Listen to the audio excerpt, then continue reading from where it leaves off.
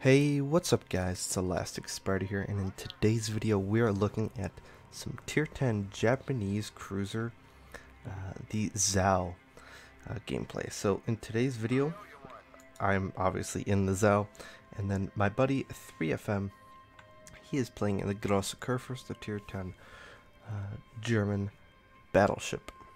Now oddly enough, Notzer is on the enemy team and he is, I guess, playing the Republic. We won't see him at all this match, which good or bad depending on how you look at it. He's going to be at C and I'm going to be at A with my buddy 3FM.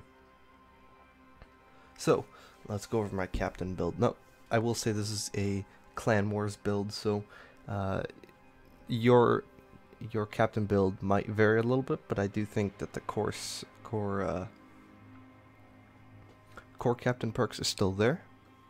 So that would be Priority Target, Adrenaline Rush, Superintendent, and Concealment. That's the go-to, must-have, basically all cruiser build setup for at least 10 points.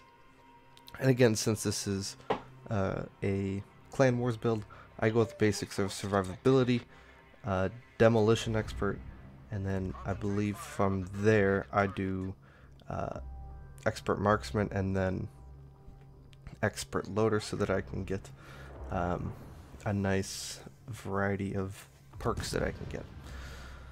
So that being said, first shells out on the Seattle don't look too good, possibly a little bit high, and they do bounce quite a bit. So he was angled just enough. Had he angled slightly less or slightly more, then he would have taken a few citadels. You saw 6 shells there bounce. And this Moskva here is sailing a little broadside as well. However, I do not aim far enough. This Moskva must have speed flag and he must be going full speed because, well, I get a bunch of brackets, but 7k is 7k on a Moskva. So that's my captain build. And of course my my upgrades I've got, again, being more clan build based. I'm running main armaments mod 1, then whatever one you want there, then accuracy mod, then of course the rudder shift, and then concealment, and finally I'm running range. Now if the legendary mod comes out, then obviously I would run that instead, just because it's so much better, and that's kind of what I'm trying to get here. And well, you'll see by the end screen results why I'm trying to get that. So here I switched to HE because I saw Yamato was turning out and I didn't realize the Donskoy was gonna radar, and here I think I've got enough time for this Seattle, but he's too quick on the punch for me, and he's going to actually get out of dodge there, so I'm just gonna unload 12 AP shells down range and manage to connect with 6 of them in the form of overpens on that destroyer. So now we're just going to be doing typical Zao gameplay, scoot and kite, or kite and scoot, however you like to say it. It's basically what we're going to be doing here. Now I believe that I was actually streaming this on the other day, maybe 2-3 days ago. So if you guys watched me there, then obviously you probably have already seen this replay, and I thought it was a good one to showcase.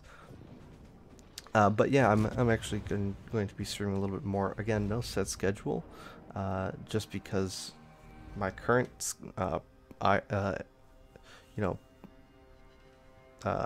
real life schedule is all over the place right now, and I can't find a good time to kind of just sit down and stream and whatever, and on a consistent basis. So for right now, it's just going to be a bunch of like random streams, maybe a lot of Clan Wars.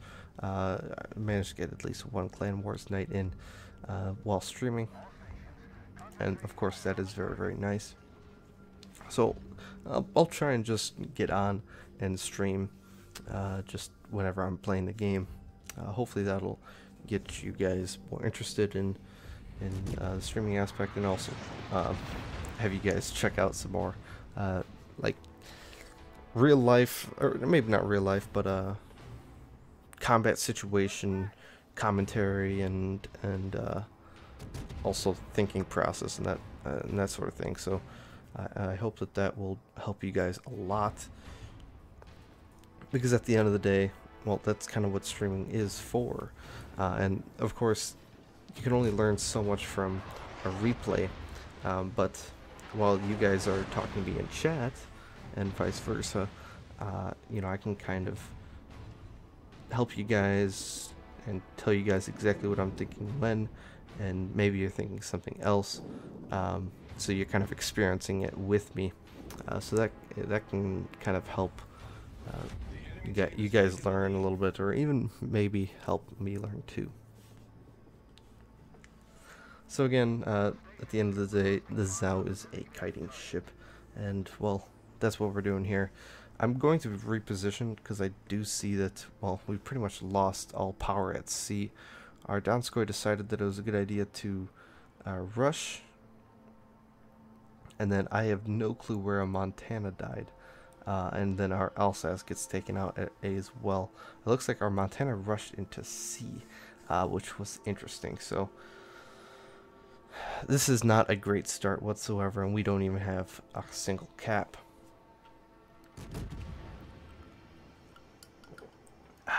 Good old water.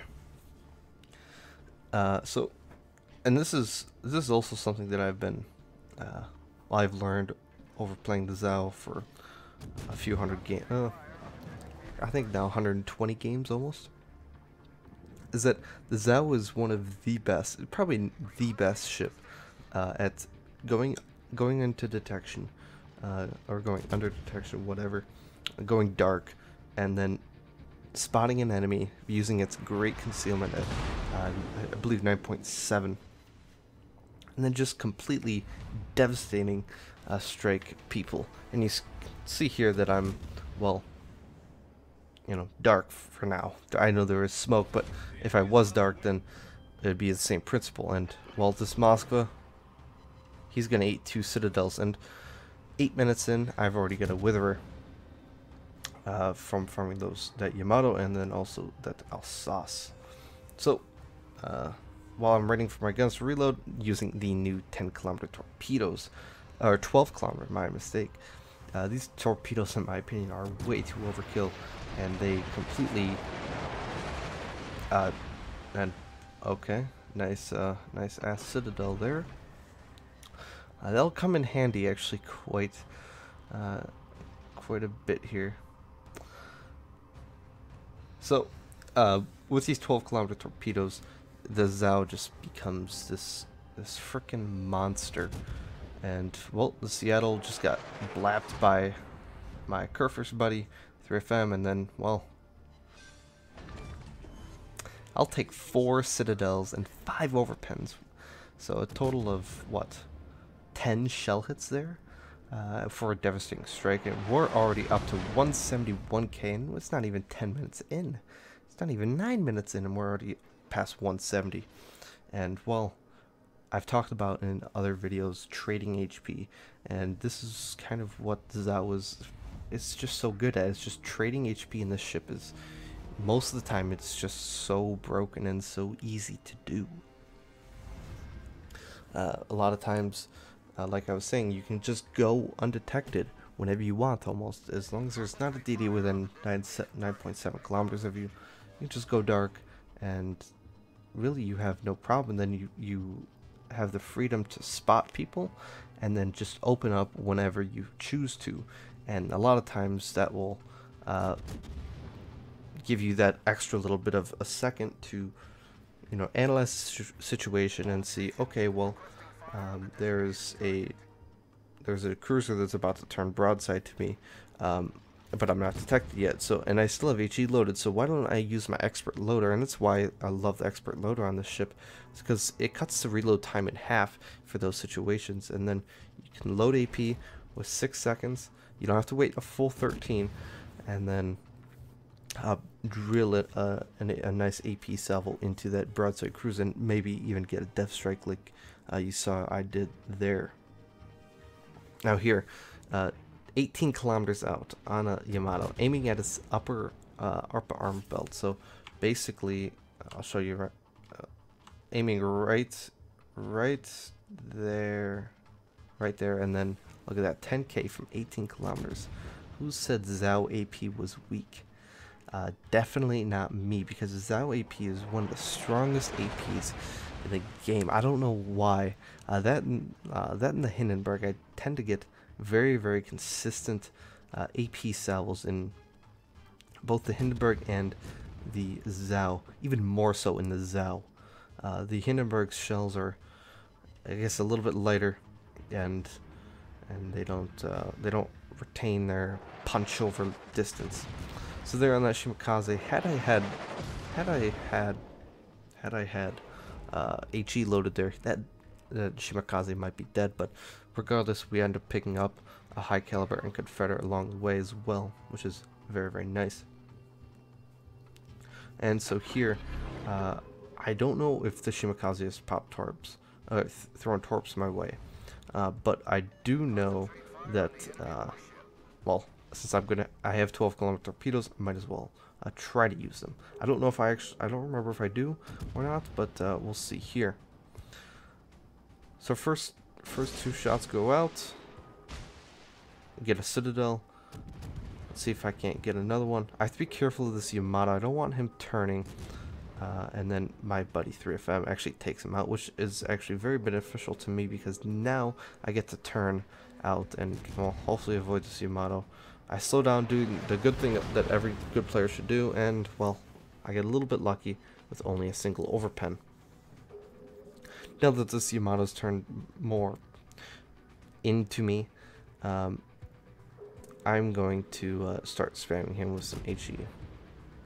Now here, there's two ways you can look at it. You can either slide like I'm doing, or you can rotate your guns to the right.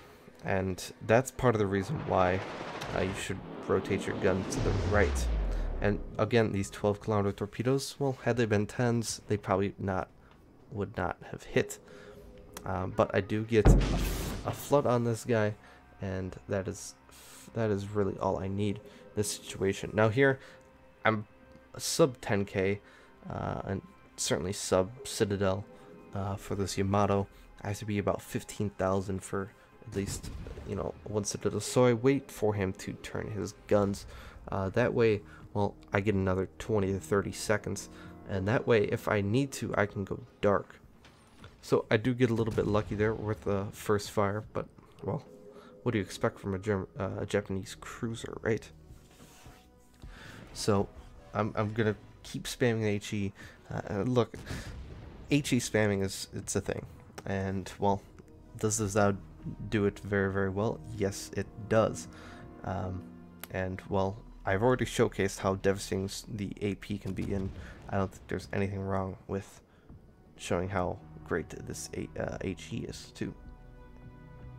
So here, I probably should have stopped shooting, especially because I thought a lot more of those shells would have bounced, and had I angled better earlier, I probably could have survived here. But fortunately, that one overpen and then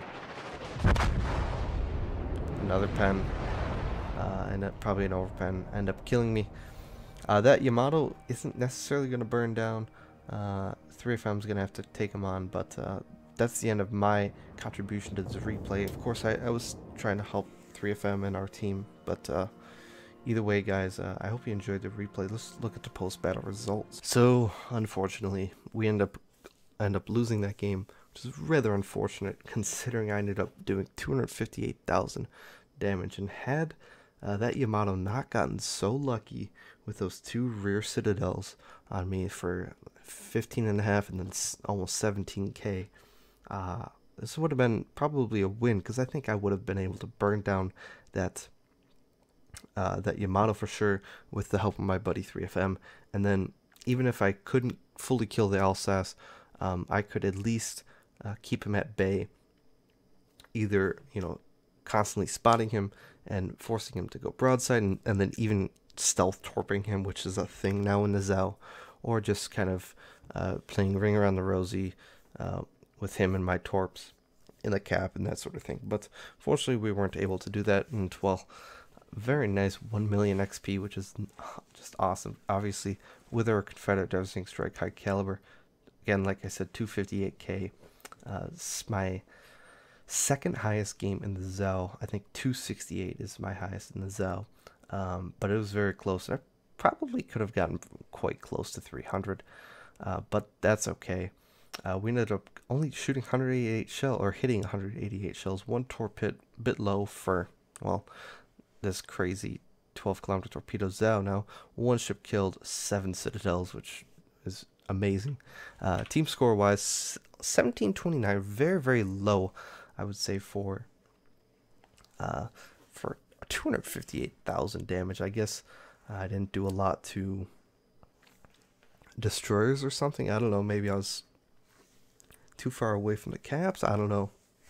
Seems very low for a game like this. I would have expected probably a 2k base XP game on a loss, but maybe I should have gotten a plane shot down, like my buddy 3FM, who ended up, oddly enough, getting 4 kills as well, so he was almost on a Kraken. Detail report, well,